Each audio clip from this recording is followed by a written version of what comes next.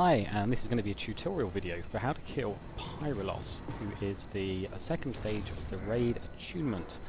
You need to kill this guy once you've got the key, and once you've done that you can move on to stage 3, which is getting loads and loads of rep with the exiles.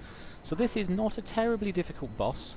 He has a few little mechanics, and there are some tips which I would very much like to recommend to you, which don't appear in all the guides I've seen so far. The first of those is mount up.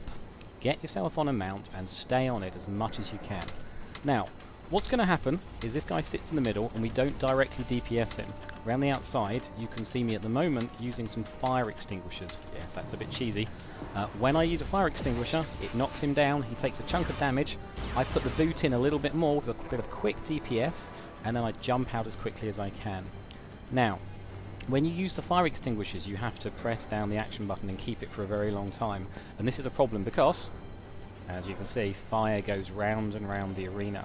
And if you take any damage whatsoever while you are channeling to use the fire extinguisher, it gets broken.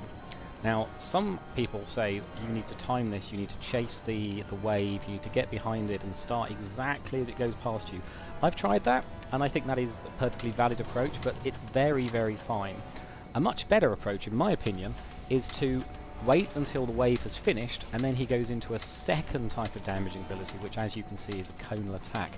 Now, you'll see I started on one of the fire extinguishers there and then moved to the left. The reason was that he faces the direction he's going to use that attack, and I saw that he was facing towards me. Thus, if I'd have stayed on the previous fire extinguisher, he would have hit me and knocked me out. So realising that, I quickly stopped, moved to the next one, and channeled that instead. Once you've done that, as I said, it knocks him down, you do a bit of quick DPS, and then you get back on with running away. Now, the other thing you'll notice is going on is there's lots of fiery orbs everywhere. These orbs will do about 7,000 damage to you, but much more importantly, they will knock you back. And if they knock you off of the edge, you're going to die and the fight is going to reset. Incidentally, while you are waiting to kill this boss, it's very tempting to watch him doing his fire round and round and round and step back onto the ramp to avoid it. If you do that, the fight will reset.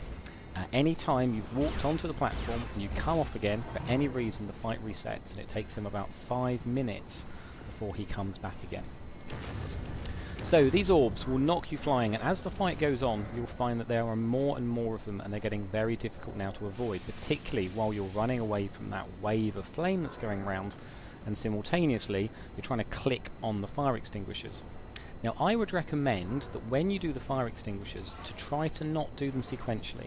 So try to space them out, so that if you then find a whole bunch of orbs clustered around a particular location, which is where your 2 or 3 remaining fire extinguishers are, you're going to be in big trouble. If you space them out, however, you can just go for one of the other ones and then come back round when there's a slightly better set of orbs.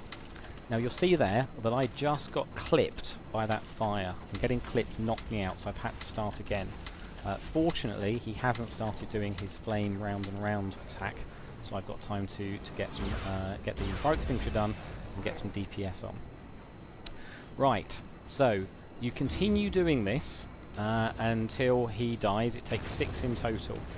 Now, there's more and more orbs, as I said, and now it's starting to get very, very difficult to avoid them. So you can see what I'm doing is I'm jumping into the middle, and I'm going through the middle of the arena to avoid the orbs. Now, fairly obviously, if you go into that big lava patch, that's going to hurt a lot. Don't do that.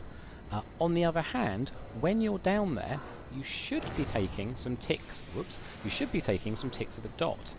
It doesn't seem to be having any effect while you're mounted, which I assume is a bug and that they're going to fix that.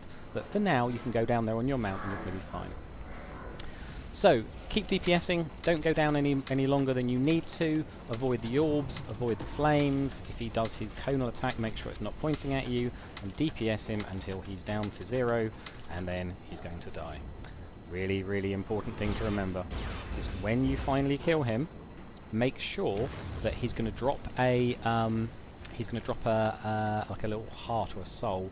Make sure you try and pick it up. I have heard that some people have forgotten to do that, and then they've ended up having to do the entire fight all over again as a result. Now, one other thing I would say is that jumping up onto that ledge can be a bit of a pain in the backside. As a ranged DPS, I think you can potentially not do that. You can just stay up and thus not have to face the humiliation of dying because you couldn't jump up onto a ledge. I'm jumping down specifically just to demonstrate from a melee point of view what you need to do. You might want to try doing ranged DPS from the top. As I said, I haven't done that there, but that might work really well. Jumping up on the ledge though, you've got to be careful because you can end up getting stuck underneath it, so make sure you leave plenty of room when you jump up to avoid embarrassment. And so there you are. The boss is dead. This is not a DPS race. I would recommend, if you can heal, taking some healing spells on there. Although, actually, I didn't need them as much as I thought I was going to. So there you go, guys. Next step is the beloved with the Exiles.